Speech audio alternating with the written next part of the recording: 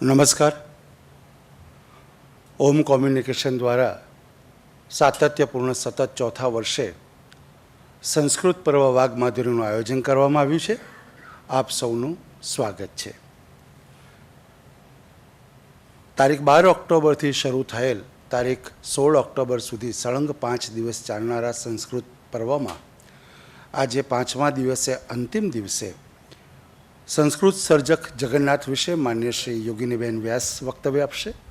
તેમજ ગ્રંથ ગંગા લહેરી વિશે માન્ય શ્રી વસંતભાઈ પરીખ સાહેબ વક્તવ્ય આપશે. હું બંને વક્તાઓને વિનંતી કરું કે મંચ ઉપર પોતાનું સ્થાન ગ્રહણ કરે. આપનું સ્વાગત છે. આવો સાહેબ, આવો બેન. આપ જાણો છો તેમ ઓમ કોમ્યુનિકેશન દ્વારા છેલ્લા 10 વર્ષથી દિવંગત સાહિત્યકારોના જન્મદિન પુણ્યતિથિએ સાહિત્યિક વ્યાખ્યાનનું આયોજન કરવામાં આવે છે અને છેલ્લા 5 વર્ષથી દર મહિને શબ્દજ્યોતિ શીર્ષક હેઠળ હયાત સાહિત્યકારના દર મહિને એક જન્મદિનની ઉજવણી કરવામાં આવે છે. સાથે સાહિત્યના વિશિષ્ટ કાર્યક્રમો જેવા કે સાહિત્ય પંચામૃત, ગુજરાતી આત્મકથાના 150 વર્ષની ઉજવણી, પર્યુષણ સાહિત્ય પર્વ, પુસ્તક પરિચય અને સંસ્કૃત પર્વ વાઘ માધુરીનું આયોજન કરવામાં આવે છે. આયોજન થયેલ તમામ કાર્યક્રમો યુટ્યુબમાં સાહિત્ય વિમર્શમાં અપલોડ કરવામાં આવે છે, જેથી જે હાજર નથી રહી શક્યા એ લોકો આ કાર્યક્રમનો લાભ લઈ શકે. આજની પેઢી નહીં પણ આવનારી 20 વર્ષ પછીની યુવા પેઢી આપણે ભારતીય સંસ્કૃતિના સર્જકોનો પરિચય સાચો મેળવી શકે, સારો મેળવી શકે એ શુદ્ધ હેતુથી આ પ્રકારના સંસ્કૃત પર્વનું આયોજન કરવામાં આવે છે. સૌ પ્રથમ આપણે વક્તાઓનું સ્વાગત કરીશું. હું માન્ય ગૌરવભાઈ શેઠને વિનંતી કરું, આપ આવો ને યોગિનીબેનનું સ્વાગત કરો.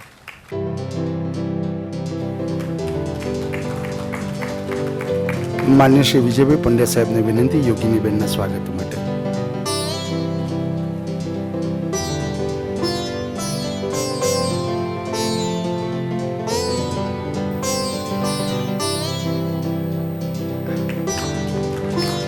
માન્ય શ્રી જગન્નાથભાઈ કુંજ બિહારીને વિનંતી કે આપ આવો ને યોગિનીબેનનું સ્વાગત કરો.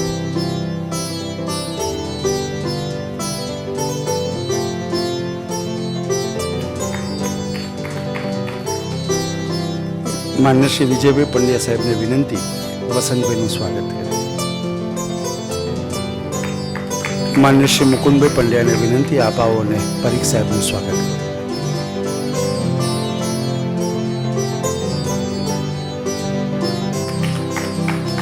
માન્ય શ્રી ગૌરવભાઈ શેઠ સાહેબને વિનંતી પરીખ સાહેબનું સ્વાગત માટે.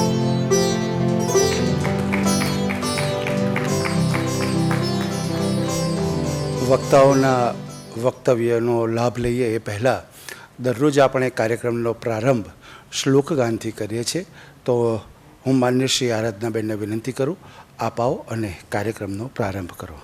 સમૃદ્ધમ સૌભાગ્યમ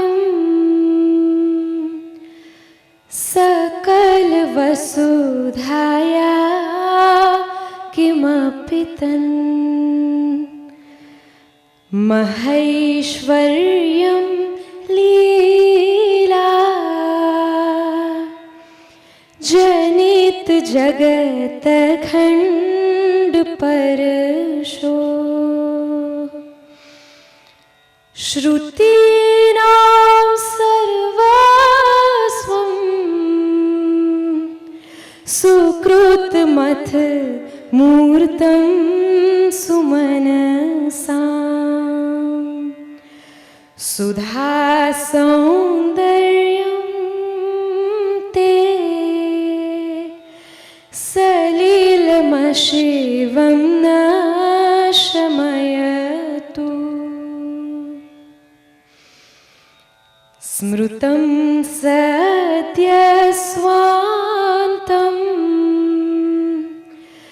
विरचयति शान्तं सकृदपि प्रगीतं तत्पापं झटिति भवतापं च हरति इदं तद्गङ्गेति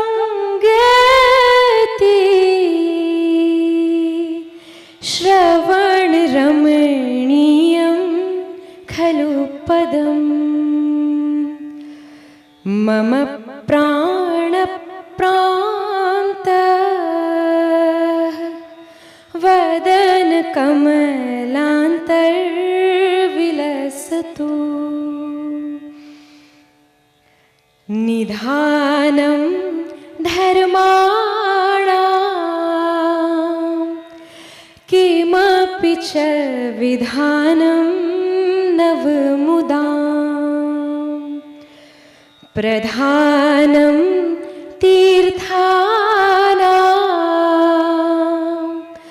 अमलपरिधानं त्रिजगतः समाधानं बुद्धे अथ खलु तिरोधानमधियाम् श्रियामाधानं न परिहरतु तापं तव वपुः अनाथ स्नेहार्द्रा विगलित गति पुण्यगतिदां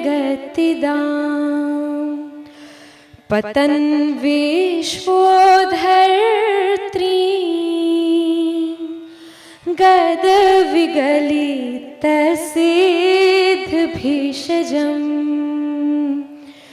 सुधा सिन्धुं तृष्णा कुलित हृदयो मातरमयम् शिशुः सम्प्राप्तस्त्वाम्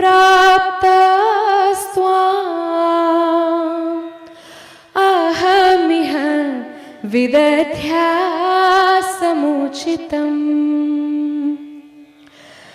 बधानद्रागेव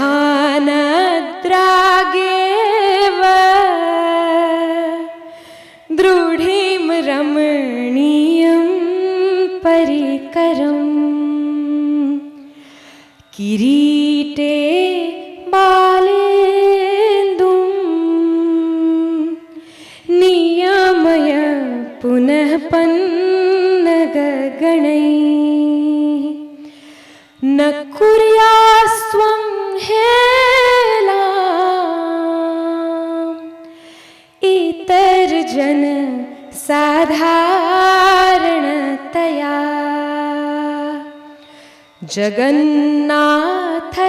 जगन्नाथस्यायं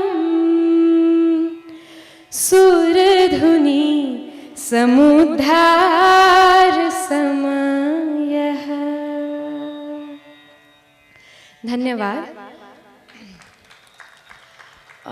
ઓમ કમ્યુનિકેશન દ્વારા આયોજિત અને શ્રી મનીષભાઈ દ્વારા સંચાલિત આ ચતુર્થ સંસ્કૃત પર્વ છે અને એક સંસ્કૃત વિષયની વિદ્યાર્થીની તરીકે હું ખાસ મનીષભાઈનો આભાર માનવા માંગુ છું કે તેઓ ભાવિ સંસ્કૃતના જિજ્ઞાસુઓ માટે આટલી સુંદર રીતે કાર્યક્રમ ગોઠવે છે અને આ સમગ્ર ઉપક્રમ જેમની ઉદારતાથી સંભવ બન્યો છે તેવા તમામ સ્પોન્સર્સનો દિલથી આભાર અને તેમને પ્રણામ. અને સતત 3 વર્ષથી મનીષભાઈ મને સંસ્કૃત પર્વમાં શ્લોક ગાન કરવાનો અવસર આપી રહ્યા છે તે માટે તેમને ખૂબ ખૂબ આભાર અને ધન્યવાદ. અને આપ સૌ વિદ્વજ્જનો સુજ્ઞ શ્રોતાગણ મને આટલી શાંતિથી રોજ સાંભળો છો તે માટે આપ સૌનો વિશેષ આભાર માનું છું. અને શ્લોક ગાન કરવા માટે જે ગ્રંથોની ઉપલબ્ધિ કરાવવાની હોય અને અન્ય માર્ગદર્શન જે મને મળ્યું છે તે માટે મારા professor Ravindra sir Khandwala, Harshdev Madhav sir અને પ્રોફેસર રક્ષાબેનનો પણ ખૂબ આભાર માનું છું. આરાધનાબેનને વિનંતી કે પરીખ સાહેબને વિનંતી કે આરાધનાબેનનું સ્વાગત કરે.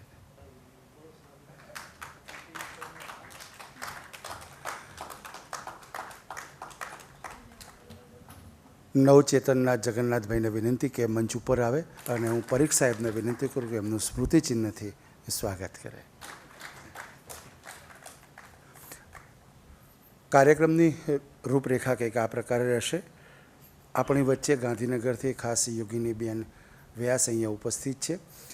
એ સંસ્કૃત ભાષાના તમામ સ્વરૂપો અને તમામ સર્જક અને ગ્રંથ વિશે એ અધિકૃત આપણને વક્તા સાંભળ્યા છે.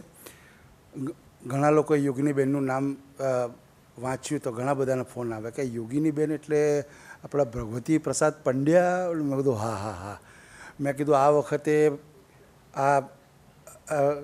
મેં કીધું આ પર્વમાં એવો સુયોગ થયો છે કે દરેકના દરેક વક્તાના કોઈ પણ વિષય પૂછે કે ભાઈ કાલિંદીબેન પરીખ એટલે આ વસંતભાઈના દીકરી, એટલે કે પછી કે શ્રીધર વ્યાસ એટલે કે એ યોગિનીબેનના કે ભાણા. એટલે આવી રીતે પણ મેં કીધું આ દરેકની પોતાની એક આગવી ઓળખ છે અને આ બધા જ ખૂબ સ્વાધ્યાય કરીને, કારણ કે આ કાર્યક્રમનું આયોજન 3 થી 4 મહિના પહેલાં કરવામાં આવ્યું છે અને દરેક વક્તાઓએ ખૂબ સ્વાધ્યાય કરીને આપણી વચ્ચે અહીંયા ઉપસ્થિત થાય છે, કારણ કે એમને ખબર છે કે આપણે આ આખો કાર્યક્રમ આર્કાઇવ્સ કરવા માટે કરીએ છીએ. અહીંયા આપ સૌ જે ઉપસ્થિત છો એમનો હું એક ઐતિહાસિક ક્ષણના સાક્ષી માનું છું. આપણે માત્ર આપના માટે કે આટલા મર્યાદિત લોકો માટે આ કાર્યક્રમ નથી, આ આર્કાઇવ્સ કરવા માટે છે કે આજની પેઢી નહીં પણ આવનારી પેઢી આપણી ભારતીય સંસ્કૃતિના જે સર્જકોએ જે કામ કર્યું છે એ સર્જકોનો પરિચય મળે, એ કૃતિનો પરિચય મળે તો એ પુસ્તક સુધી એ પ્રેરાશે અને એમને આપણી ભારતીય સંસ્કૃતિનો પરિચય થશે. એ પરિચય કરાવવા માટે આપણી સંસ્કૃતિથી વિમુખ ના થાય એટલા માટે આ પ્રકારના આયોજન કરવામાં આવે છે ને એનું આર્કાઇવ્સ કરવામાં આવે છે. તો કાર્યક્રમની રૂપરેખા કંઈક આ પ્રકારે રહેશે કે સૌ પ્રથમ યોગિનીબેન એ વક્તવ્ય માટે આવશે અને ત્યારબાદ વસંતભાઈ પરીખ વક્તવ્ય માટે આવશે. વસંતભાઈ પરીખ આપણા સંસ્કૃત ભાષાના વિદ્વાન પંડિત છે, આપણે સૌ જાણીએ છીએ અને ઘણા વર્ષોથી સતત આપણા દરેક વર્ષે ઓમ કોમ્યુનિકેશન આયોજિત સંસ્કૃત પર્વમાં એ વિનમ્રપણે છેક અમરેલીથી અહીંયા એ કષ્ટ વેઠીને આપણી વચ્ચે ઉપસ્થિત થાય છે. તો આપને વંદન સાહેબ, આપનો આભાર. તો સૌ પ્રથમ યોગિનીબેન સર્જક જગન્નાથ વિશે વક્તવ્ય આપશે. ત્યારબાદ માનનીય શ્રી વસંતભાઈ પરીખ સાહેબ ગ્રંથ ગંગા લહેરી વિશે વક્તવ્ય આપશે. બંને વક્તાઓના વક્તવ્ય વચ્ચે સંચાલકની કોઈ ભૂમિકા રહેશે નહીં, જેની ખાસ નોંધ લેવા વિનંતી. દરેક વક્તાના વક્તવ્ય પહેલાં અને વક્તવ્ય બાદ આપણે એમનું તાળીથી અભિવાદન કરીશું, એ ચૂકાય નહીં. તો હું માનનીય યોગિનીબેનને વિનંતી કરું, આપ આવો અને વક્તવ્યનો પ્રારંભ. रुद्रेभिर्वसुभिश्चरामि अहम् आदित्यैरुतविश्वदेवैः अहं मित्रावरुणो भाबिभरमि अहम् इन्द्राग्नि अहम् अश्विनो भा अहं सोमम् आहनसं बिभरमि अहं त्वष्टारम् उत पूषणं भगम् अहं दधामि द्रविणं हविष्मते सुप्राव्ये यजमानाय सुन्वते अहं राष्ट्रि संगमनि वसूनां चिकितुषी प्रथमा यज्ञियानां तां मा देवा व्यदधुः पुरुत्रा भूरि स्थात्रां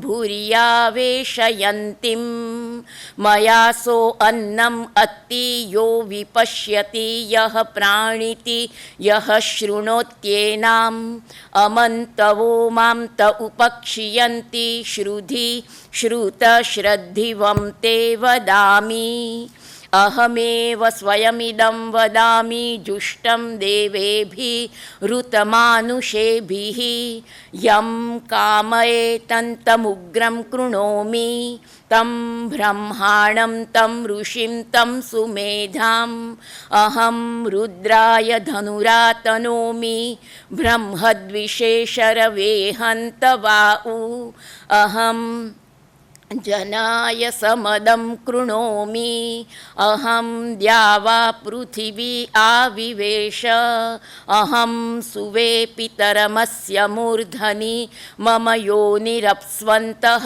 समुद्रे ततो वितिष्ठे भुवनानि विश्वा तामुं द्यां वर्ष्मणा उपस्पृशामि अहमेव वात इव प्रवाम्यरभमाणा भुवनानि विश्वा परो दिवापर एना पृथिव्या एतावती महिना संबभूव.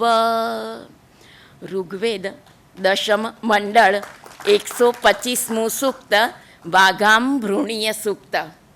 અંભૃણ નામના ઋષિ અને એમની દીકરી એ વાક એ પોતાનો આત્મપરિચય આપે છે.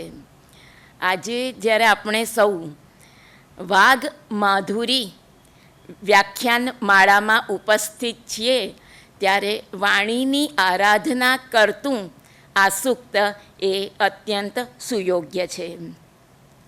અયિ પરમ માન્યા વિદ્વત્તલ્લજા શ્રી વસંત મહોદયા મમ ગુરુવર્યા સ્વનામધન્યા વિચક્ષણા ડૉક્ટર વિજયભાઈ પંડ્યા મહોદયા પ્રજ્ઞા પ્રભાવોર્જિતા સાહિત્યાનુરાગિણ શ્રી મનીષ મહાભાગા સભામધ્યે વિરાજમાના શ્રી હિમાંશુ વ્યાસ મહાનુભાવા મમ આર્યપુત્રાः अस्ति.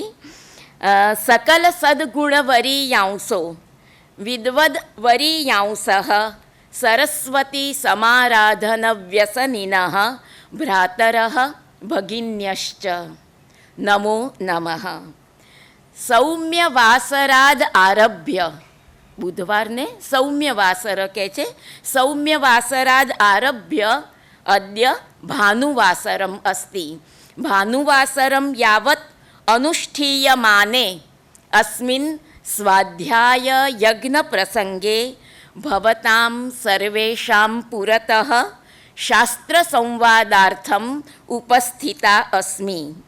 અસ્મિન રાવી પાઠક ઇતિ યજ્ઞમંડપે કાવ્યમંડપે વા શાસ્ત્રમંડપે ઓમ કોમ્યુનિકેશન દ્વારા સમાયોજિતાયામ વાઘ માધુરી વ્યાખ્યાનમાલાયામ ભવતામ સર્વેષાં દર્શનેન મમ મનસી અમંદ આનંદ સંદોહ જાજાયતે.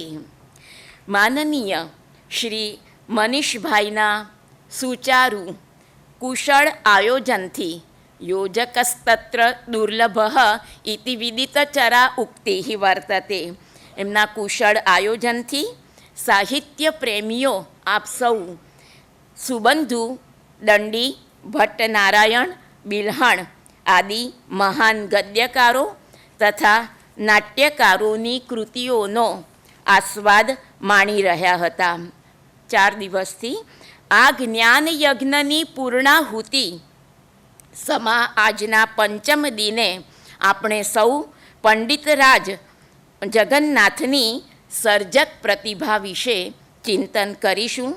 કાવ્યશાસ્ત્ર વિનોદેન કાલો ગચ્છતિ ધીમતામ, પછીનું ચરણ નથી કહેતી, ઉપસ્થિતેભ્ય પ્રબુદ્ધજનેભ્ય પ્રણતિતતિમ સમર્પ્ય અભિરૂપ ભૂયિષ્ઠા પરિષદ પુરતઃ મમ વિચારાન વાણીમ વા પ્રસ્તૌમિ. અનેક સંકટ પરિપૂરિતે અસ્મિન ખલુ અસારે ભૂમંડલે સાહિત્યામૃત રસાસ્વાદો નામ કિમ અપી અપૂર્વમ અનુપમ ચ સહૃદય સંવાદી વસ્તુ અમૃતત્વેન સુજ્ઞૈઃ ઐકમત્યેન ઉરરીકૃતમ.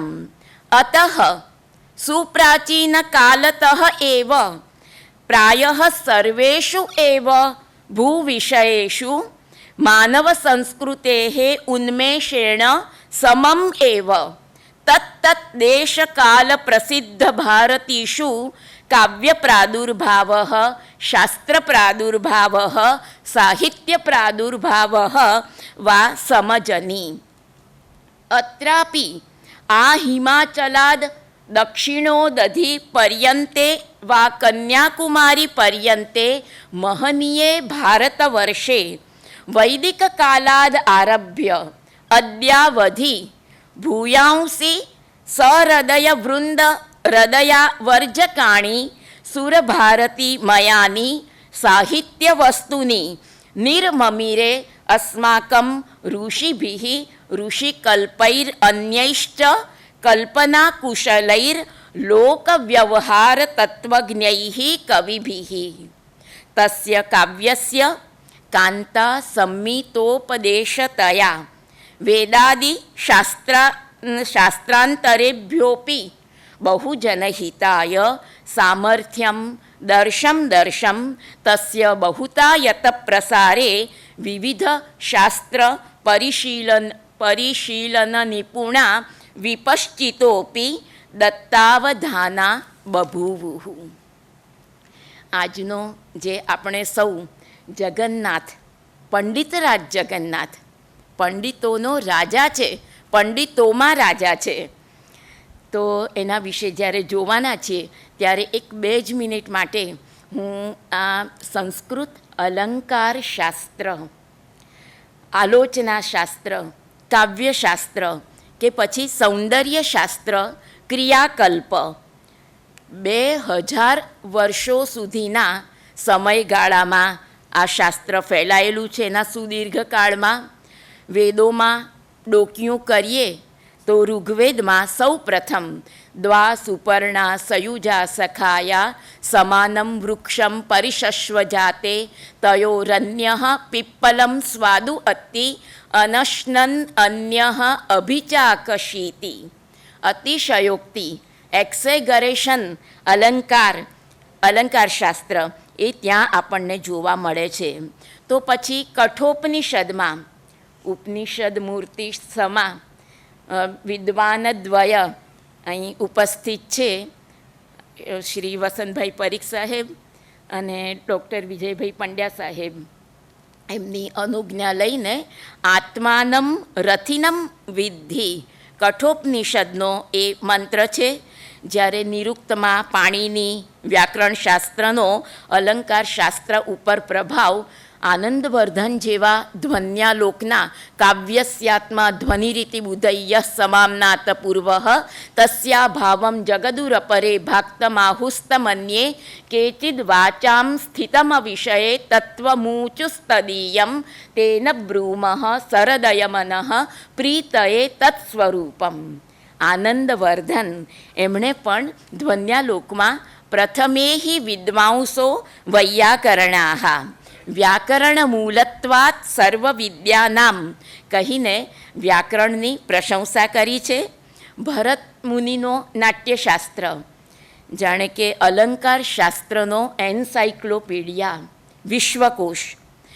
ત્યાર પછી મેધાવી રુદ્ર, ભામહ, દંડી, વામન, ઉદ્ભટ, રુદ્રટ, આનંદવર્ધન, અભિનવગુપ્ત, રાજશેખર, કુંતક, મહિમભટ્ટ, ભોજરાજ, સરસ્વતી કંઠાભરણ અને શૃંગાર તિલકના રચયિતા એ ભોજરાજ લેખક પણ છે અને સ્વામી પણ છે ધારાનગરીના ભોજરાજ. ત્યાર પછી વાઘદેવતાવતારનું બિરુદ જેમને પ્રાપ્ત થયું અને બધા જ અલંકાર શાસ્ત્રના અભ્યાસીઓ દ્વારા અત્યંત સન્માનપૂર્વક સંબોધાયેલા એવા આચાર્ય મમ્મટ તદ્દેવી સરસ્વતી સ્વયંભૂત કાશ્મીર દેશે પુમાન. એ આ બધા જ આલંકારિકો.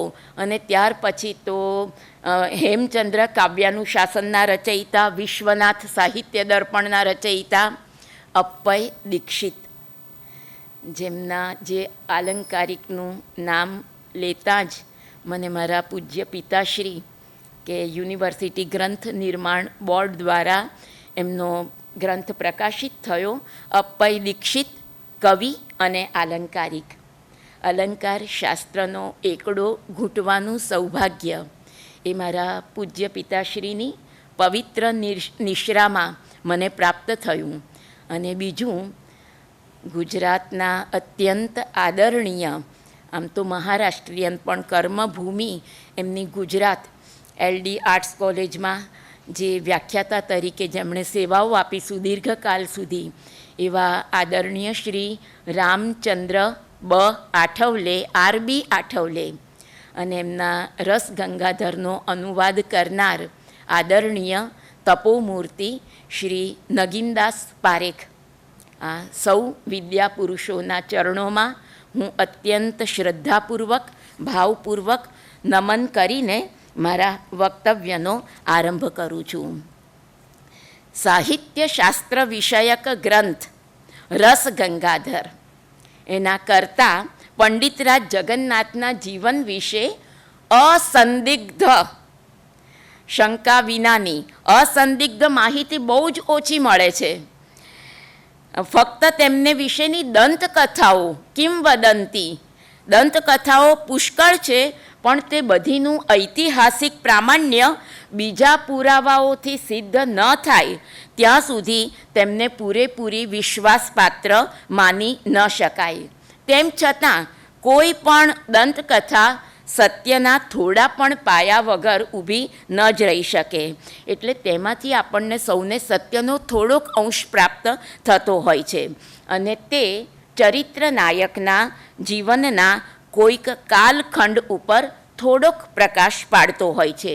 એ દ્રષ્ટિએ એવી દંતકથાઓનું થોડું પણ પ્રામાણ્ય માનવું જ પડે છે. પંડિત જગન્નાથ રાયના જીવનમાંથી અનેક ઘટનાઓ વિશે થોડી ઘણી માહિતી આપનારી કેટલીક દંતકથાઓ કહું એ પહેલાં થોડીક અસંદિગ્ધ માહિતી ઝડપથી આપ સૌ સમક્ષ રજૂ કરું.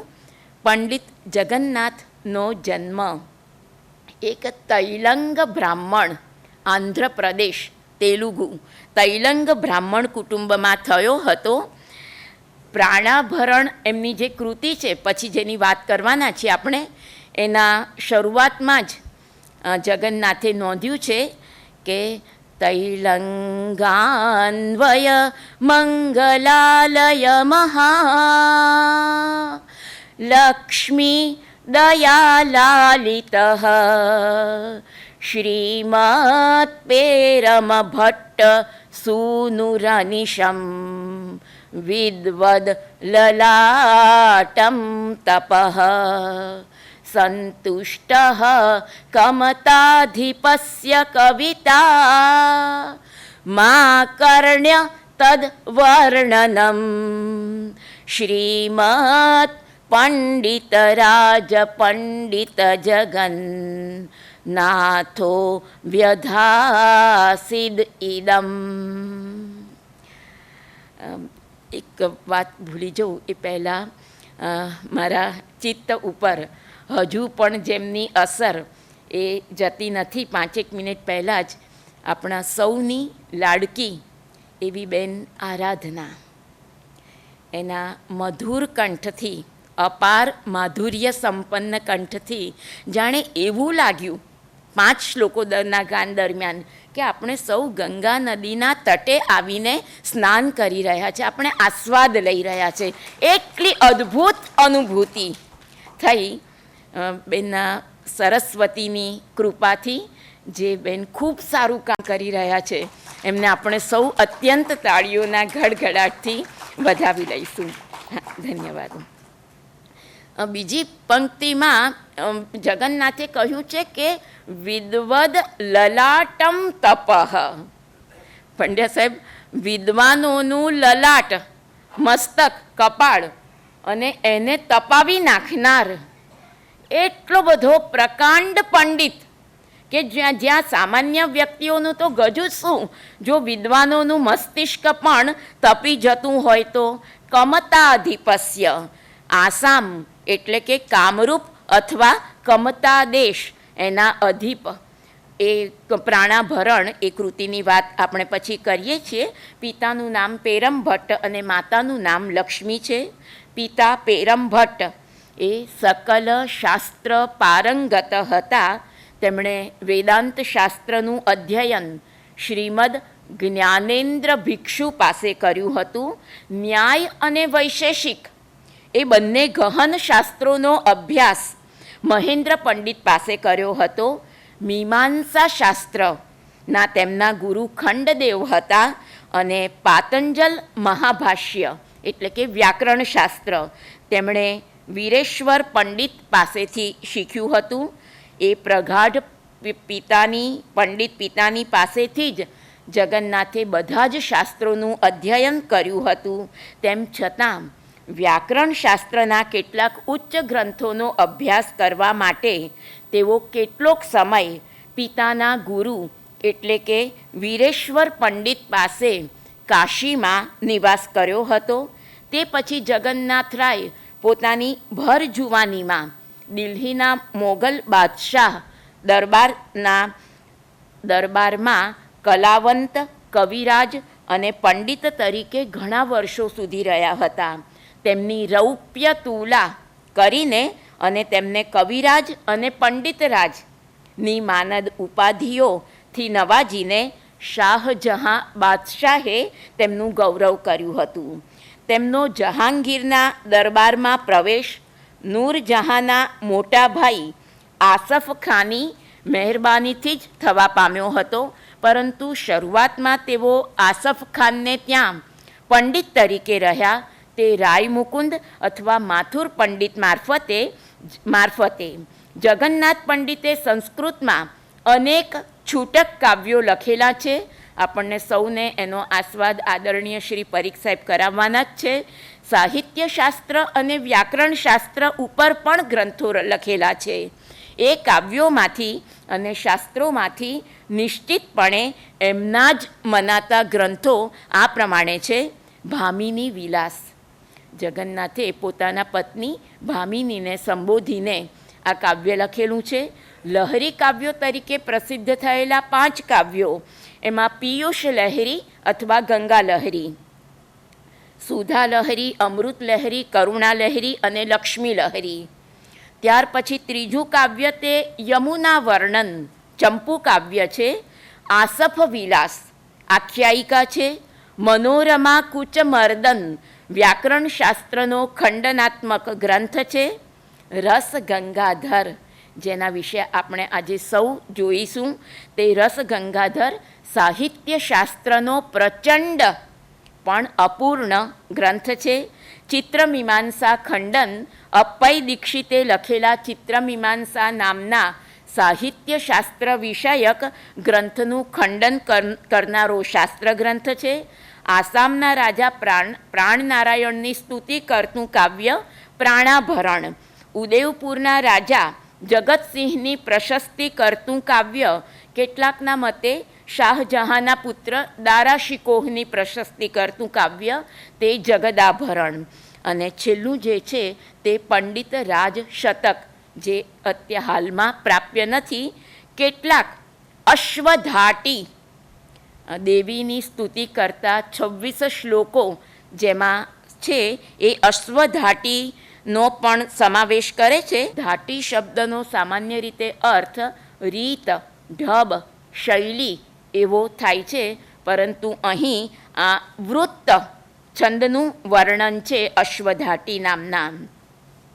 આમ આપણે પ્રાણાભરણ અને જગદાભરણ એ 2 પ્રશસ્તિ કાવ્યો ઉપરથી ચોક્કસપણે એવું અનુમાન કરી શકીએ કે જગન્નાથ એ કેટલોક સમય આસામના રાજા પ્રાણનારાયણને ત્યાં અને ઉદયપુરના રાજા જગતસિંહને ત્યાં કવિ અને પંડિત તરીકે રહ્યા હતા. ઉપરાંત ભામિની વિલાસના 1 શ્લોકના 3જા ચરણ ઉપરથી પંડિત જગન્નાથ પોતાની વૃદ્ધાવસ્થામાં મથુરામાં હરી હરી કરતા રહેતા હતા એમ લાગે છે, પણ એ જ શ્લોકના 1 ચરણના જુદા જુદા પાઠ ઉપરથી એઓ વૃદ્ધાવસ્થામાં કાશીમાં પણ કદાચ રહ્યા હોય તેવું અનુમાન કરી શકાય. પંડિતરાજના ચરિત્ર સંબંધે અસંદિગ્ધ મનાતી માહિતી એ આપણા સૌ પાસે આટલી જ છે. એમના વિશે દંતકથાઓ એ પુષ્કળ છે. એ બધી વિસ્તારથી કહેવા બેસીએ તો એક બહુ મોટો દળદાર ગ્રંથ એક રચાઈ શકે, પરંતુ આપણે એ દંતકથાઓ ભેગી કરીને સંક્ષિપ્તમાં જો કહીએ તો એમનો જન્મ આંધ્રપ્રદેશના વેંગીનાડી વિભાગના મુંગુંડા ગામે ઈસવીસન 1750ના ઓગસ્ટ મહિનામાં થયો હતો. તે જ ગામમાં તેમના પિતા પાસે તેમણે સંપૂર્ણ શાસ્ત્રાભ્યાસ કર્યો હતો. તેમના લગ્ન પણ ત્યાં જ થયા હતા. પત્નીનું નામ ભામિની હતું. થોડાક સમય પછી તેમને એક પુત્ર પણ જન્મ્યો જેનું નામ વિનાયક હતું. ગૃહસ્થાશ્રમને માટે અત્યંત આવશ્યક અર્થોપાર્જન કરવા માટે પોતાનો પરિવાર અને દેશ છોડીને પંડિત જગન્નાથ કર્ણાટકના એક રાજા પાસે ગયા હતા. પરંતુ ત્યાં તેમનું અપમાન થતાં તેઓ મરાઠી રાજ્યમાં ગયા, પણ ત્યાં કોઈ પણ એમની સાથે આદરથી વર્ત્યું નહીં. આથી તેઓ નિરાશ થઈને પોતાને ઘેર આવ્યા. પાછા આવ્યા પછી થોડાક જ દિવસમાં તેમના પત્નીનું ક્ષય રોગને કારણે અવસાન થયું. વિધુરાવસ્થામાં હતા તે દરમિયાન તેમણે બાલા ત્રિપુર સુંદરી એના ષડક્ષરી મંત્રના 1000 પુરશ્ચરણ કર્યા. તેથી પ્રસન્ન થઈને દેવીએ તેમને આદેશ આપ્યો કે તું કુરુ દેશ તરફ જા. અત્યારનું જે હરિયાણા, દિલ્હી કહી શકાય, કુરુ દેશ તરફ જા. ત્યાં તારા બધા જ મનોરથો પરિપૂર્ણ થશે. વાદ વિવાદમાં તું તારા પ્રતિસ્પર્ધીઓ ઉપર વિજય પ્રાપ્ત કરીશ. આ પ્રમાણે તેઓ તૈલંગણ છોડીને ઠેઠ રાજસ્થાનમાં જયપુર આવ્યા અને ત્યાં તેમણે એક પાઠશાળા સ્થાપી અને અધ્યાપનનું કાર્ય શરૂ કર્યું.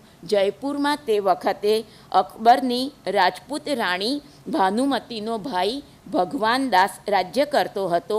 તેણે પંડિતરાજ જગન્નાથને આશ્રય આપીને પોતાની પાસે રાખ્યા.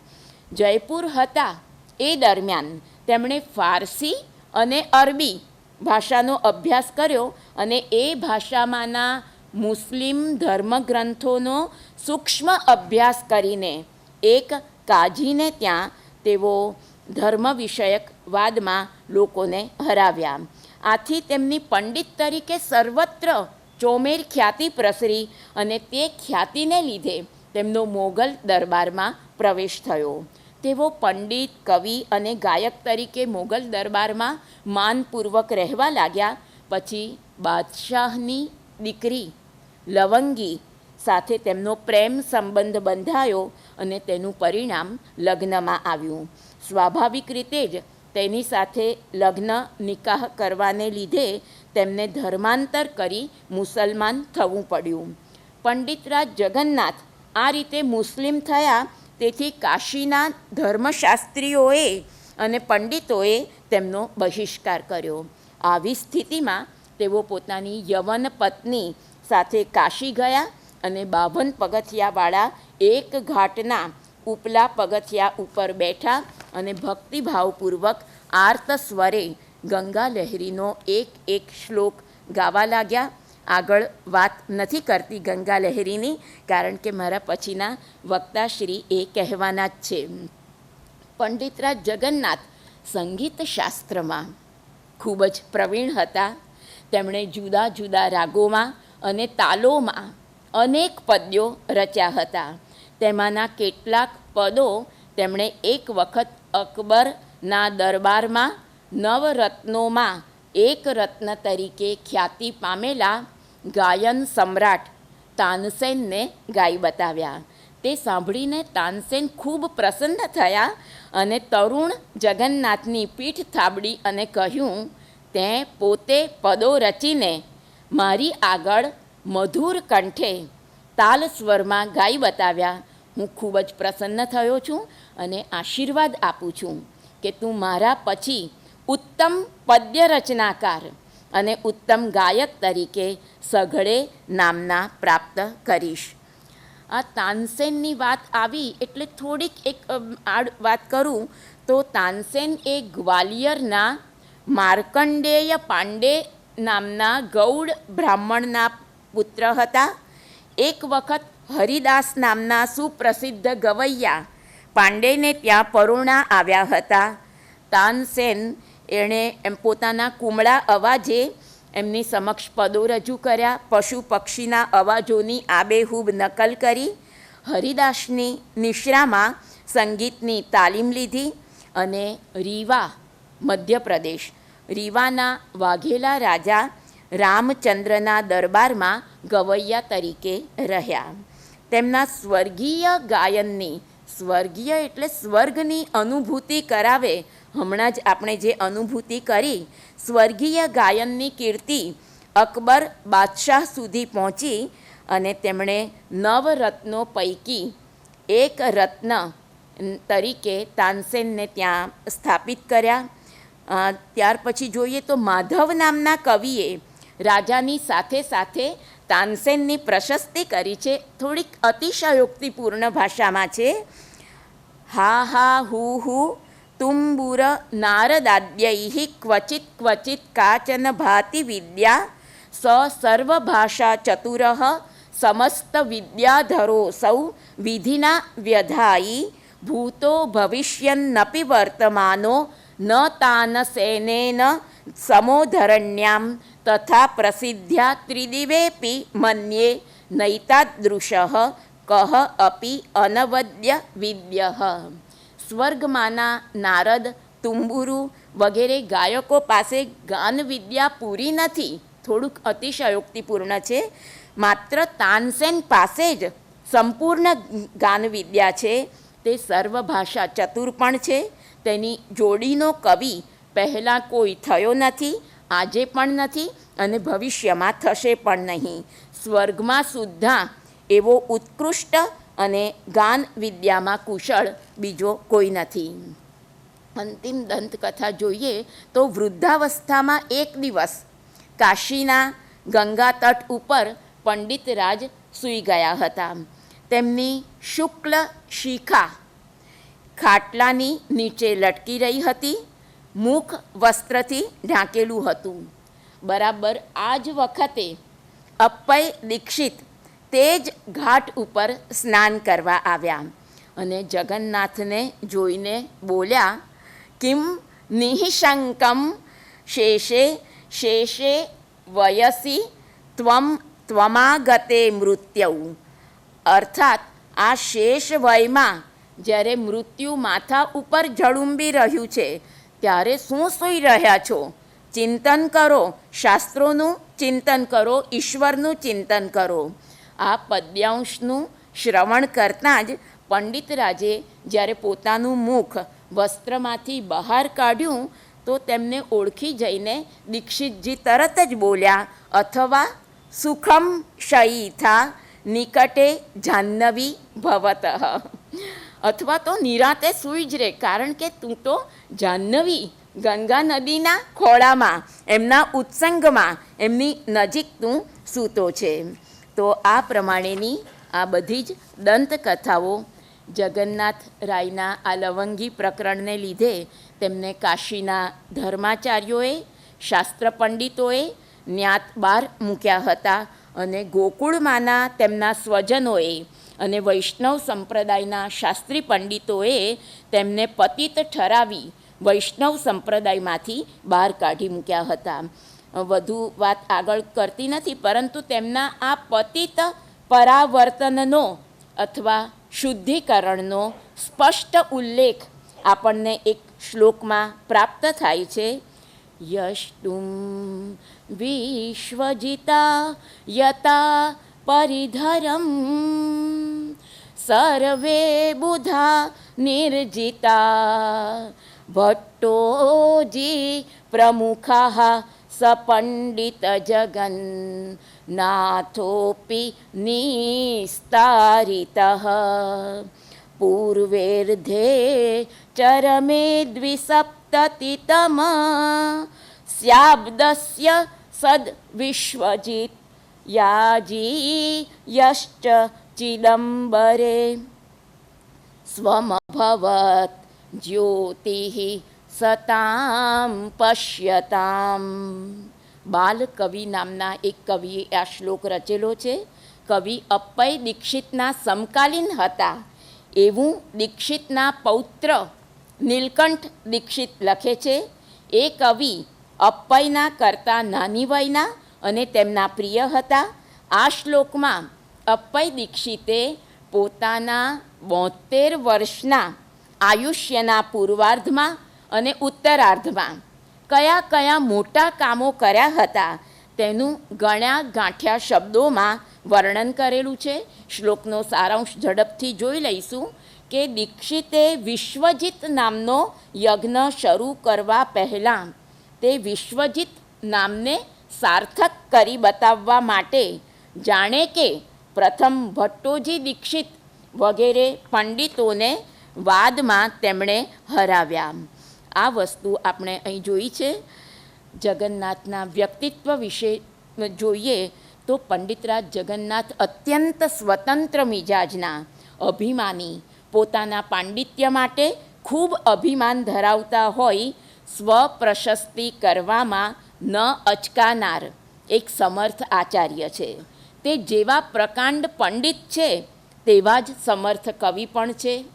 રસાસ્વાદ માટે તેઓ સહૃદય વાચકને પ્રમાણ ગણી તેની પ્રશસ્તિ કરે છે અને કવિ કાલિદાસની જેમ આ પરિતોષાદ વિદુષામ ન સાધુ મન્યે પ્રયોગ વિજ્ઞાનમ, અભિજ્ઞાન શાકુંતલમાં કહ્યું છે, અથવા તો પછી રઘુવંશમાં જે કહ્યું તમ સંતઃ શ્રોતુમ અર્હંતિ સદ અસદ વ્યક્તિ હેતવઃ.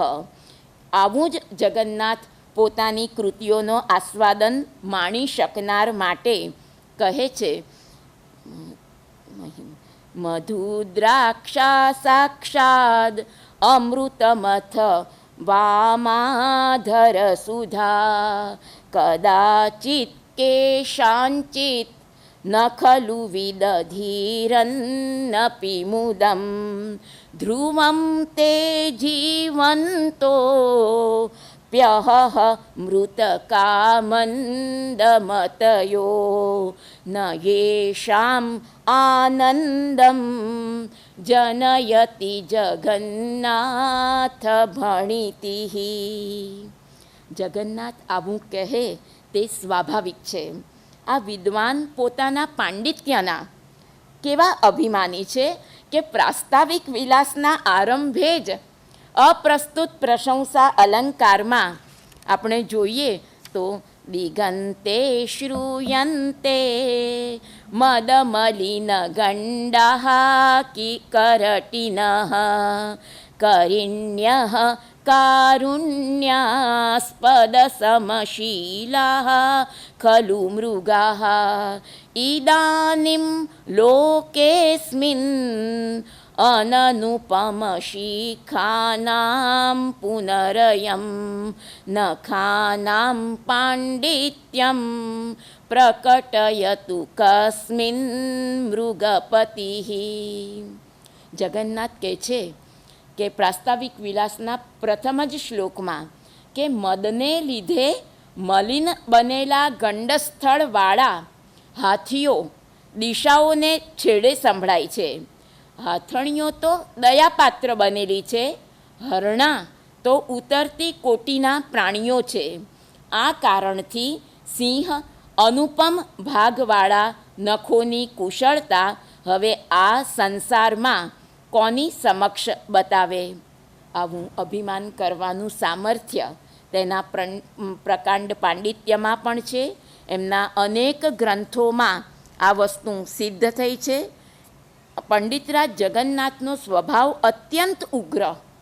એક વખત કોઈક સાહિત્યકારે પોતાનું કાવ્ય તેમને બતાવવાની, સંભળાવવાની ઈચ્છા કરી ત્યારે તેમણે કહ્યું, નિર્માણે યદિ માર્મિકોસી નિતરામ અત્યંત પાકદ્રવન મૃદ્વિકા મધુમાધુરી મદપરી હારોદ્ધુરાણામ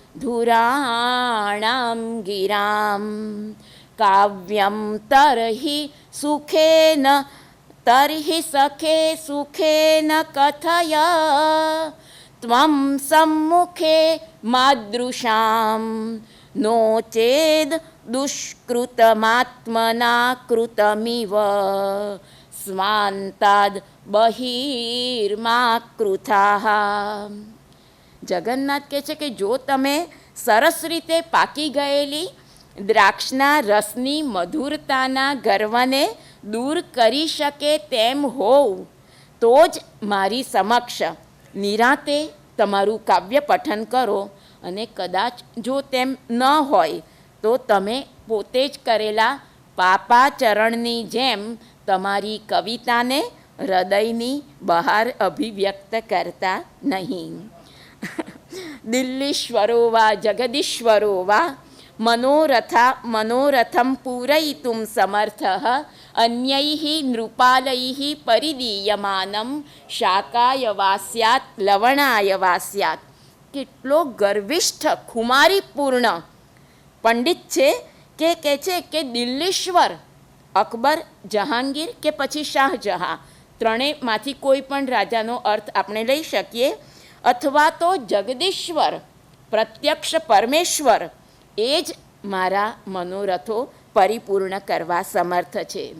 બીજા રાજાઓએ મને આપેલામાંથી તો કદાચ ભાજી શાકાય વાસ્યાત લવણાય વાસ્યાત, ભાજી કે મીઠું, લવણ મીઠું ન ખર્ચ પણ માડ નીકળે. તો આ રીતે તેમણે નિર્માય નૂતનમ ઉદાહરણમ અનુરૂપ કાવ્યમ મયા અત્ર નિહિતમ ન પરસ્ય કિંચિત. કવિનું બહુ મોટું જમા પાસું છે. સામાન્ય રીતે શ્રોતા મિત્રો, અલંકાર શાસ્ત્ર એના બધા જ આલંકારિકો, લગભગ મોટા ભાગના આલંકારિકો 53 આલંકારિકો છે. તો પંડિતરાજ જગન્નાથ પછી પણ આશાધર ભટ્ટ ને એ બધા આલંકારિકો છે જ. ઉજ્જવલ મણિ જે લખેલું છે, રૂપ ગોસ્વામી ને બધા. પરંતુ જગન્નાથે આટલો મોટો ગ્રંથ પૂર્ણ નથી કરી શકે, એની વાત આપણે પછી કરીએ છીએ. પરંતુ એના એ ગ્રંથના નિદર્શનો માટે, દ્રષ્ટાંતો માટે, ઉદાહરણો માટે જે શ્લોક લેવાના હોય એ નિર્માય નૂતનમ ઉદાહરણમ અનુરૂપમ કાવ્યમ મયા અત્ર નિહિતમ ન પરસ્ય કિંચિત. પોતે જાતે જ શ્લોકો રચ્યા છે. પરસ્ય પારકામાંથી ઉછીનું કંઈ જ નથી લીધું.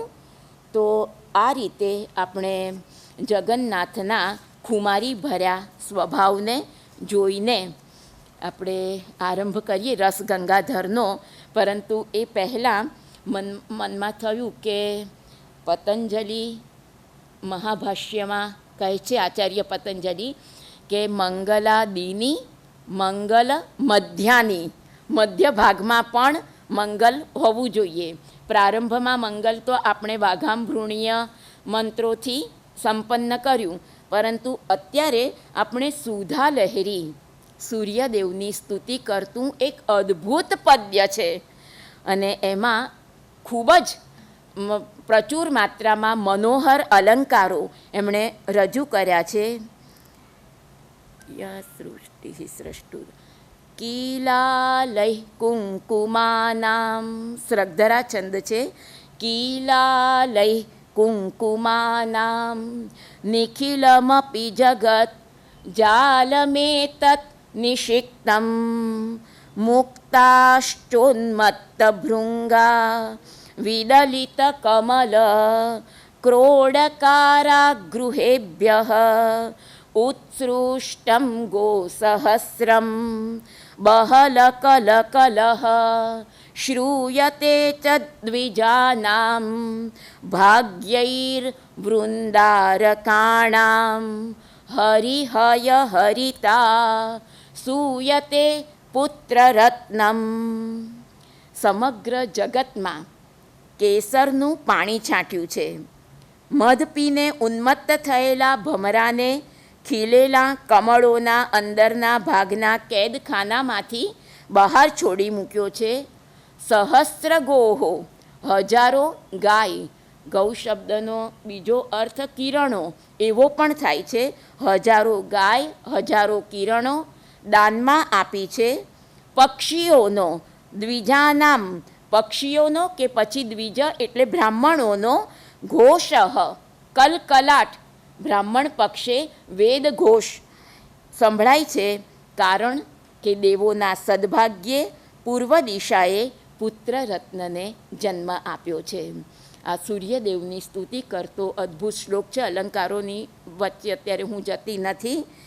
સ્વયુગસ્ય મહામાનવેન શારદાયાઃ વરદપુત્રેણ વિશ્રુત કીર્તિ વિદુષા પ્રતિભાશાલી મહાકવિના પંડિત રાજ જગન્નાથેન વિરચિતો રસગંગાધરઃ સંસ્કૃત કાવ્યશાસ્ત્ર ઇતિહાસે अद्वितीयो ग्रन्थः वर्तते। अलङ्कारशास्त्रस्य प्रौढाचार्यस्य जगन्नाथस्य महनीये रसगङ्गाधरे भावयित्रीप्रतिभायाः कारयित्रीप्रतिभायाः च असाधारणसंयोगः अक्षिकुक्षिविषयी भवति दृश्यतेर्वा। પંડિતરાજ જગન્નાથે સાહિત્યશાસ્ત્ર વિષયક એક જ ગ્રંથ રસ ગંગાધર રચ્યો અને તે પણ અપૂર્ણ. તો પણ આ અપૂર્ણ ગ્રંથની યોગ્યતા સાહિત્યશાસ્ત્રના બીજા ઘણા બધા સંપૂર્ણ ગ્રંથો કરતાં ક્યાંય વિશેષ છે. ડૉક્ટર પી.વી. કાણે કહે છે તેમ વેદાંત શાસ્ત્રમાં જેવી રીતે ઉપનિષદ ગ્રંથો, ગીતા અને વેદાંત સૂત્રો એ ત્રણેયને વેદાંત શાસ્ત્રની પ્રસ્થાનત્રયી કહે છે, તેમ સાહિત્યશાસ્ત્રમાં આનંદવર્ધનનું ધ્વન્યાલોક, મમ્મટનું કાવ્યપ્રકાશ અને પંડિતરાજ જગન્નાથનો રસગંગાધર એ ત્રણેય ગ્રંથોને સાહિત્યશાસ્ત્રની પ્રસ્થાનત્રયી કહી શકાય. આ ત્રણેય ગ્રંથો ભારતીય સાહિત્યશાસ્ત્રમાં ખૂબ જ શ્રેષ્ઠ ગ્રંથો છે એમ બધા જ સાહિત્યશાસ્ત્રીઓ સર્વાનુમતે માને છે. તેમ છતાં પણ જ્યારે આદરણીય શ્રી મનીષભાઈના નમ્ર સૂચનથી જગન્નાથના રસ ગંગાધરનો આદિથી અંત સુધી 2 દળદાર ગ્રંથો છે. આઠવલે સાહેબના ભાયાણી સાહેબે એનો ગુજરાતી અનુવાદ કર્યો છે, આઠવલે સાહેબે મરાઠી ભાષામાં લખેલું. તો એનું જ્યારે અધ્યયન કરી રહી હતી તો હું એ અધ્યયન બાદ સ્પષ્ટ રીતે કહીશ કે આ ત્રણેય ગ્રંથોમાં પ્રકાંડ પાંડિત્ય, માર્મિકતા, સૂક્ષ્મ વિશ્લેષણ અને સહૃદયતા, વિષય પ્રતિપાદનનું ગાંભીર્ય વગેરે ગુણોનો રસ ગંગાધરમાં જેટલો સાક્ષાત્કાર અનુભૂતિ થાય છે તેટલો ધ્વન્યાલોક કે કાવ્યપ્રકાશમાં થતો નથી. વળી સાહિત્યશાસ્ત્રનો કાલક્રમમાં છેલ્લો મૌલિક ગ્રંથ રસ ગંગાધર જ છે. એ દ્રષ્ટિએ પણ સાહિત્યશાસ્ત્રના અભ્યાસકો માટે તે અનન્ય અસાધારણ ગ્રંથ કહી શકાય. આ ગ્રંથ જે જમાનામાં લખાયો હતો તે જમાનો વાદ પદ્ધતિનો અંતિમ તબક્કો હતો. વાદ પદ્ધતિ આવે, વાદ વિવાદ એટલે આપણને સૌને આ જગતગુરુ શંકરાચાર્ય અને મંડન મિશ્ર બંને વચ્ચેનો વિવાદ અને તેમના મધ્યસ્થી તરીકે ભારતી એમનું નિર્ણાયકની ભૂમિકામાં પ્રદાન એનું સ્મરણ થાય છે. આ ગ્રંથમાં સ્વપક્ષ મંડન, પરપક્ષ ખંડન તથા સ્વસિદ્ધાંત સ્થાપના આ ત્રણેય શાસ્ત્રાર્થ પ્રકારોનો પ્રકર્ષ ચરમસીમા ક્લાઇમેક્સ આપણને જોવા મળે છે. આ ગ્રંથમાં આવેલો વાદ એ નવ્ય ન્યાય.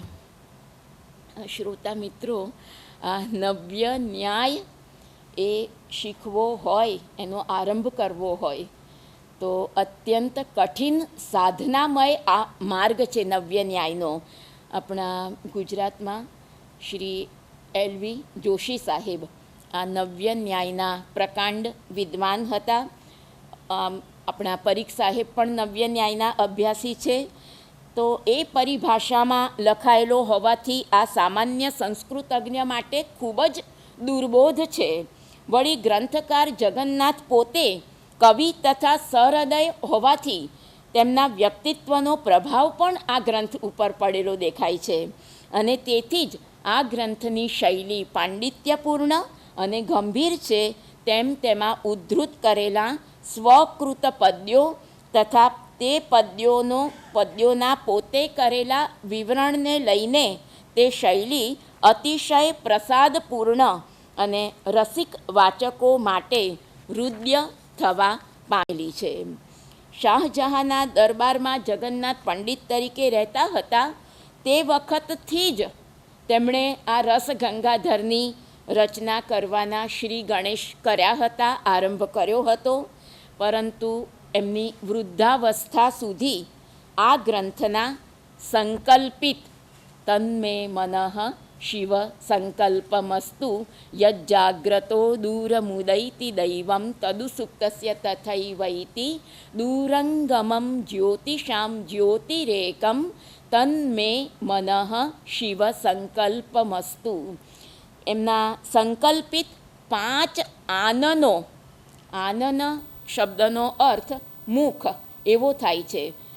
એ કેમ એમણે આ શીર્ષક પસંદ કર્યું છે એની ચર્ચા પણ આપણે કરીશું, પરંતુ એમણે જે સંકલ્પ કરેલો કે હું 5 આનનોમાં રસ ગંગાધર ગ્રંથ લખીશ, પરંતુ રસધ્વનિની ચર્ચા કરતું માત્ર પ્રથમ આનન જ તેઓ પૂર્ણ કરી શક્યા. અલંકારની ચર્ચા કરતું બીજું આનંદ તેઓ પૂર્ણ કરી શક્યા નથી. ઉત્તર નામનો એક 71મો અલંકાર લખતી વખતે તેમાંના એક ઉદાહરણ શ્લોકના 3 ચરણો લખાયા પછી તરત જ તેમનું અવસાન થયું. તો પણ બીજા આનંદમાં તેમણે 70 અલંકારોનું વિસ્તારપૂર્વક આલેખન કર્યું છે. તેમાં લગભગ બધા જ પ્રસિદ્ધ અથવા તો શ્રેષ્ઠ મનાતા અલંકારોનો સમાવેશ થયો છે. એ સાહિત્યશાસ્ત્રના અભ્યાસકોનું સદભાગ્ય છે. આમ તો રસગંગાધરમાં ચર્ચા માટે લીધેલા સાહિત્યશાસ્ત્રના પદાર્થો, ટોપિક્સ બહુ જ જૂના છે.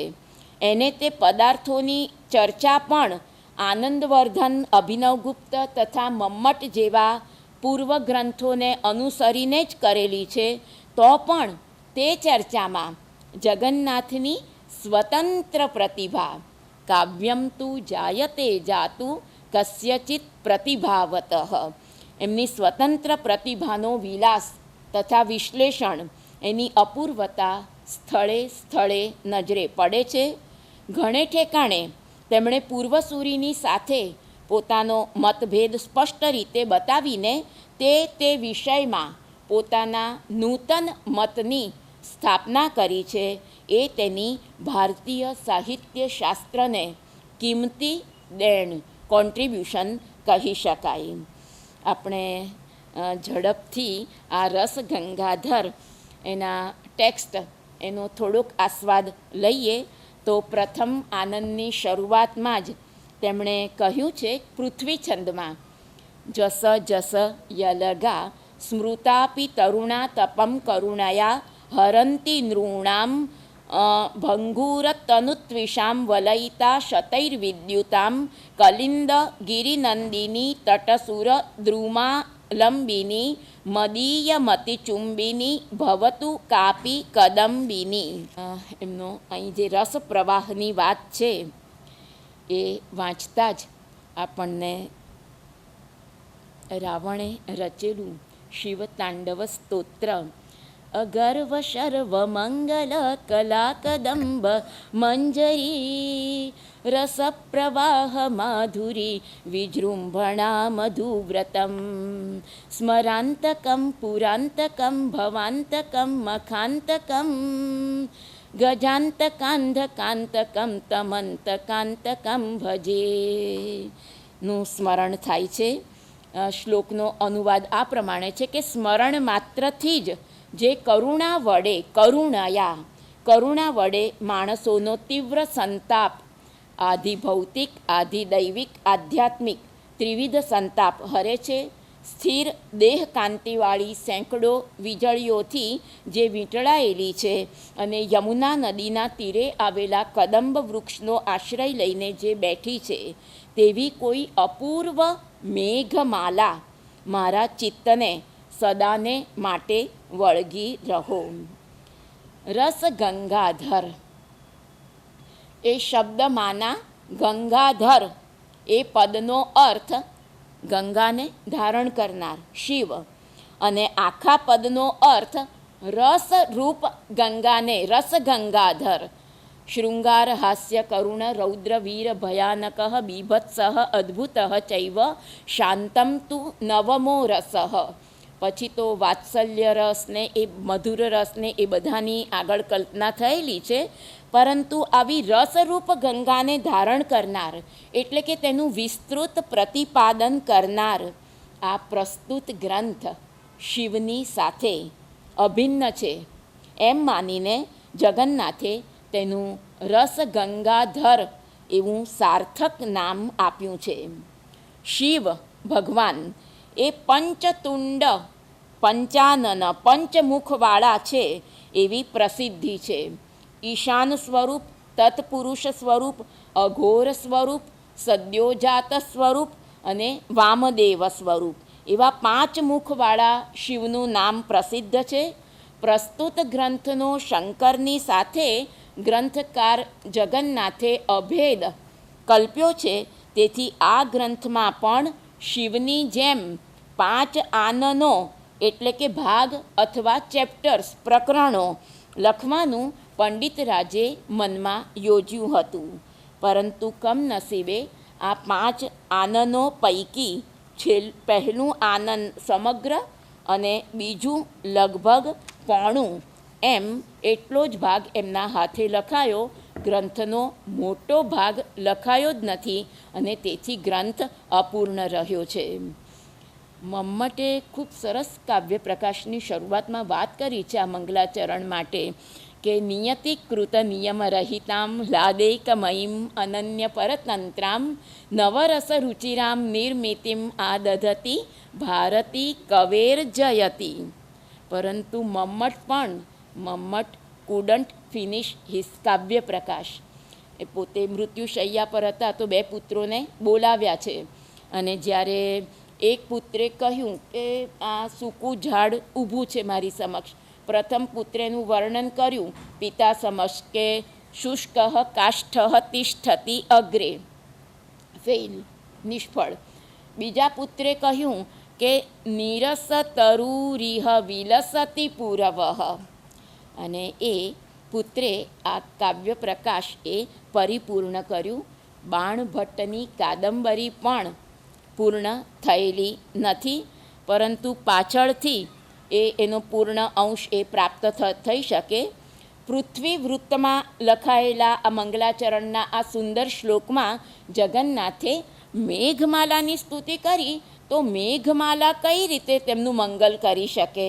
એટલે શ્રી કૃષ્ણ એનું અતિશયોક્તિ અલંકારનો આશ્રય લઈને વર્ણન કર્યું છે.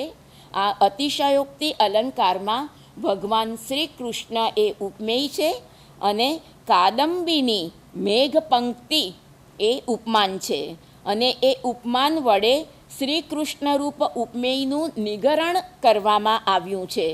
એટલે કે ઉપમેયને ગળી જઈને અર્થાત પોતાનામાં સમાવીને એકલું ઉપમાન જ બાકી રહ્યું છે. તદ રૂપકમ અભેદો ઉપમાન ઉપમેયયોહો, અને તે ઉપમાન લક્ષણા વડે ઉપમેય શ્રી કૃષ્ણનું સૂચન કરે છે.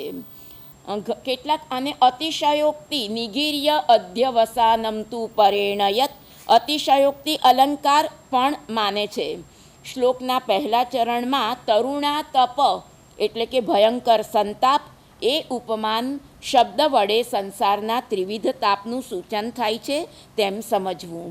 ઝડપથી આપણે એમના ગુરુ પરંપરાની વાત જોઈએ તો શ્રીમદ જ્ઞાનેન્દ્ર ભિક્ષો રધિગત સકલ બ્રહ્મ વિદ્યા પ્રપંચ કાણાદિરાક્ષપાદિરપી ગહન ગિરો યો મહેન્દ્રાદ અવેદિત દેવાદેવાધ્યગિષ્ટ સ્મરહર નગરે શાસનમ જૈમિનીયમ શેષાંક પ્રાપ્ત શેષા મલભણિતિરભૂત સર્વ વિદ્યાધરો યહ પાષાણાદ અપી પીયુષમ સ્યંદતે યસ્ય લીલયા તમ વંદે પેરુભટ્ટાખ્યમ લક્ષ્મીકાંતમ મહાગુરુમ. એમના વિદ્યાગુરુઓનું વર્ણન કરતાં કહે છે કે શ્રીમાન જ્ઞાનેન્દ્ર યતિની પાસેથી જેમણે સકલ વેદાંત વિદ્યાના વિસ્તારનું તેની શાખા ઉપશાખાઓનું જ્ઞાન થયું. વૈશેષિક તથા ન્યાય એ 2 કઠિન શાસ્ત્રોનું જ્ઞાન જેમને મહેન્દ્ર પંડિતની પાસેથી પ્રાપ્ત થયું, જેમણે જૈમિનીય દર્શન એટલે કે પૂર્વમીમાંસા શાસ્ત્રનો અભ્યાસ એ કાશીમાં પ્રસિદ્ધ પંડિત ખંડદેવની પાસે કર્યો, જેમની અટક શેષ હતી. એવા વીરેશ્વર પંડિત પાસેથી શેષની એટલે કે પતંજલિ, શેષ નાગના અવતાર જે કહેવાય છે પતંજલિ, શેષની એટલે કે પતંજલિની મહાભાષ્યરૂપ શુદ્ધ વાણી જેમણે મેળવી અને આ રીતે જેઓ બધી વિદ્યાઓમાં પારંગત સર્વ વિદ્યાધર બન્યા. જેમની લીલાથી કવિ કહે છે કે યસ્ય લીલયા, જેમની લીલાથી મારા જેવા પાષાણાદ અપી, પથ્થરમાંથી પણ કાવ્યરૂપી અમૃત ઝરે છે, તે લક્ષ્મીના પતિ પેરુભટ્ટ નામના મહાગુરુને, મારા પિતાને વંદું છું. નિમગ્નેન ક્લેશૈર મનન જલધેરંતરુદરમ મયોન્નીતો લોકે લલિતરસગંગાધરમણિ હરન અંતર્ધ્વાંતમ હૃદયમધિરૂઢો ગુણવતામ અલંકારાન સર્વાન અપિ ગલિતગર્વાન રચયતુ. મનન જલધેહે, મનનરૂપી સમુદ્રની અંદરના પ્રવેશમાં ડૂબકી મારનાર હું જગન્નાથ આ રસ ગંગાધર રૂપી સુંદર રત્નને જગતમાં મહાપ્રયાસથી ઉપર લઈ આવ્યો છું. ગુણશાળી લોકોના હૃદયમાં વસીને અંદરનો અંધકાર દૂર કરતું આ રત્ન અલંકારોના એટલે કે અલંકાર શાસ્ત્ર પરના ગ્રંથોના ગર્વનો નાશ કરો. એના ખૂબ જુદા જુદા અર્થઘટનો છે, પરંતુ આપણે ઝડપથી આગળ જોઈએ તો પરિષ્કુર્વન અર્થાન સરદય ધુરીણાહ કતિપયે તથાપિ ક્લેશો મે કથપી ગતાર્થો ન ભવિતા તિમિન્દ્રાહ સંક્ષોભમ વિદધતુ પયોધેહે પુનરિમે કિમે તે નાયાસો ભવતી વિફલો મંદરગિરેહે. સહૃદયોમાં પ્રમુખ એવા લોકોએ અલંકાર વગેરે પદાર્થોનું સ્પષ્ટીકરણ ગમે તેટલું કર્યું હોય, તેથી કંઈ આ ગ્રંથ રચવામાં લીધેલો મારો શ્રમ મેં ક્લેશ એ ન ગતાર્થો ન ભવિતા, એ કંઈ નિષ્ફળ જવાનો નથી. બીજા સાહિત્ય શાસ્ત્રીઓ સાથે મારી હરીફાઈમાં હું ઉતરું કે ન ઉતરું, દેવ માછલી સમુદ્રને ભલે ડહોળી નાખે, પરંતુ તેથી કંઈ સમુદ્રને વલોવીને તેમાંથી રત્નો લઈ આવનાર મંદર પર્વતનો સમુદ્ર મંથનનો શ્રમ કદી નિષ્ફળ જાય. અહીં પ્રતિવસ્તુપમા નામનો અલંકાર છે. હમણાં જ આપણે જોયેલું કે નિર્માય નૂતનમુદાહરણાનુરૂપમ કાવ્યમ મયાત્ર વિનિહિતમ ન પરસ્ય કિંચિત કિમ સેવ્યતે સુમનસામ મનસાપી ગંધઃ કસ્તુરિકા જનન શક્તિભૃતા મૃગેણ. આ ગ્રંથમાં ઉદાહરણ તરીકે આપવા યોગ્ય નવું કાવ્ય રચીને મેં રજૂ કર્યું છે. બીજા કોઈનું મેં સહેજ પણ ઉછીનું લીધું નથી.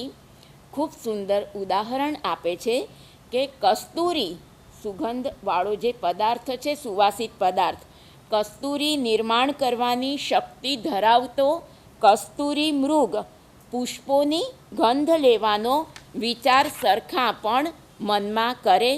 આમ આ શ્લોકમાં આપણે જગન્નાથ અને કસ્તુરી મૃગ બંને વચ્ચેનું સાદૃશ્ય બિંબ પ્રતિબિંબ ભાવ ઉપર આધારિત હોવાથી એક સુંદર દ્રષ્ટાંત નામનો અલંકાર નિષ્પન્ન થયેલો જોઈ શકીએ છીએ. મનન તરિતીર્ણ વિદ્યાર્ણવો જગન્નાથ પંડિત નરેન્દ્ર રસગંગાધર નામ્નીમ કરોતિ કુતુકેન કાવ્યમીમાંસાયામ. મનનરૂપી નૌકા વડે વિદ્યારૂપી સમુદ્રની સામે પાર પહોંચેલો જગન્નાથ નામનો શ્રેષ્ઠ પંડિત રસ ગંગાધર નામની કાવ્ય મીમાંસા કાવ્ય ચર્ચા કરનાર ગ્રંથ સહેલાઈથી રચે છે. રસગંગાધર નામા સંદર્ભોયમ ચિરમ જયતુ કિંચ કુલાની કવિનામ નિસર્ગ સંયંચી રંજયતુ. રસગંગાધર નામના આ ગ્રંથનો સુદીર્ઘ કાળ સુધી જય જયકાર હો અને આ ગ્રંથ સ્વભાવ સુંદર એવા કવિઓના કુળોને આનંદિત કરો. આમ કહ્યા પછી તરત જ જગન્નાથ એ કાવ્યના પ્રયોજનોની ચર્ચા કરે છે.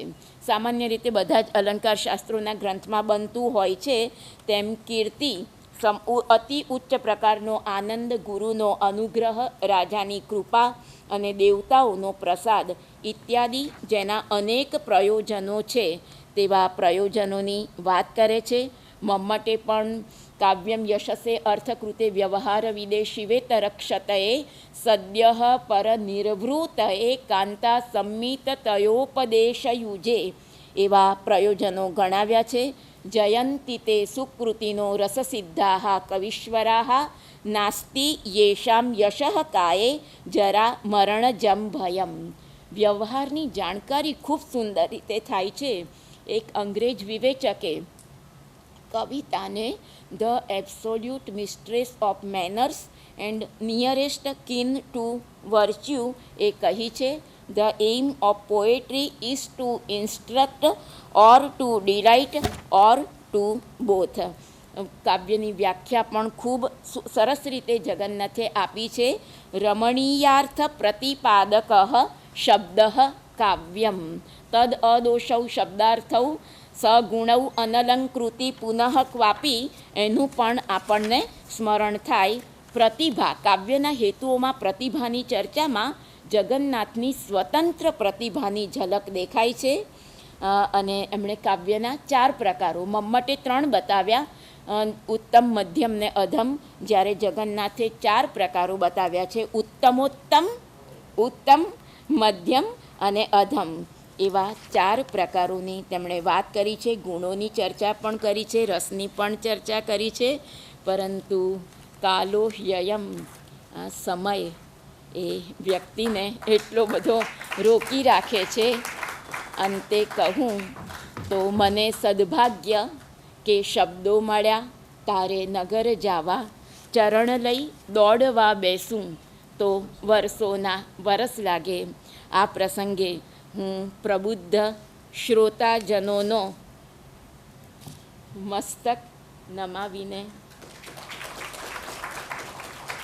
આભાર માનું છું. આદરણીય શ્રી મનીષભાઈના પ્રેમભર્યા નિમંત્રણથી અહીં આવવાનું, આપ સૌ વચ્ચે ઉપસ્થિત થવાનું સદભાગ્ય પ્રાપ્ત થયું. આપ સૌનો અંતઃકરણપૂર્વક આભાર માનીને વિરમું છું. Thank you.